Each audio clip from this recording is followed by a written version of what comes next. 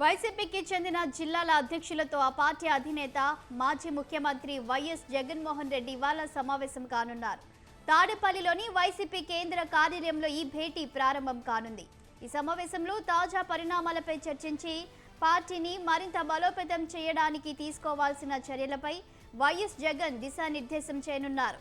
అయితే ఏపీలో అధికారం కోల్పోయిన తర్వాత తమ పార్టీ నేతలపై కూటమి ప్రభుత్వం అక్రమ కేసులు పెట్టి అరెస్టు చేస్తుందని వైసీపీ శ్రేణులు ఆరోపణలు చేస్తున్నారు.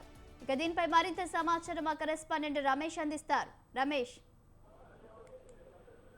ఈరోజు వైఎస్ఆర్ కాంగ్రెస్ పార్టీ జిల్లా అధ్యక్షులతో ఆ పార్టీ అధినేత జగన్మోహన్ రెడ్డి మరి కాసేపట్లో సమావేశం కాబోతూ ఉన్నారు. మొత్తం 26 జిల్లాలకు సంబంధించినటువంటి పార్టీ అధ్యక్షులతో కూడా ఈ భేటీ జరగబోతుంది. ఇక ఈ భేటీలో ప్రధానంగా రాష్ట్రంలో వైఎస్ఆర్ కాంగ్రెస్ పార్టీని బలోపేతం చేసేందుకు తీసుకోవాల్సినటువంటి చర్యలకు సంబంధించి వైఎస్ జగన్మోహన్ రెడ్డి పార్టీ నేతలకు దిశానిర్దేశం చేయబోతూ ఉన్నారు. జిల్లాల వారీగా పార్టీని బలోపేతం చేయడం, అదేవిధంగా జిల్లాల్లో పార్టీకి సంబంధించి ఏమైనా ఇబ్బందులు ఉన్నా లేదంటే విభేదాలు ఉన్న వాటన్నిటిని పక్కన పెట్టి కలిసికట్టుగా పనిచేయాలని కూడా పార్టీ నేతలకు ఆయన దిశానిర్దేశం చేయబోతున్నారు. అదే సందర్భంలో పార్టీకి సంబంధించినటువంటి క్యాడర్ కానీ కార్యకర్తలు కానీ వారందరినీ కూడా తగు విధంగా గుర్తించి వారికి కూడా పార్టీలో క్రియాశీలకంగా పనిచేసేందుకు అవకాశం ఇవ్వాలంటూ కూడా పార్టీ జిల్లా అధ్యక్షులకు జగన్మోహన్ రెడ్డి దిశానిర్దేశం చేయనున్నారు. దీంతో పాటు కూటమి ప్రభుత్వం అధికారంలోకి వచ్చిన తర్వాత వైఎస్ఆర్ కాంగ్రెస్ పార్టీ నేతలే లక్ష్యంగా అక్రమంగా కేసులు పెడుతున్నటువంటి నేపథ్యంలో ఈ కేసులకు సంబంధించి కూడా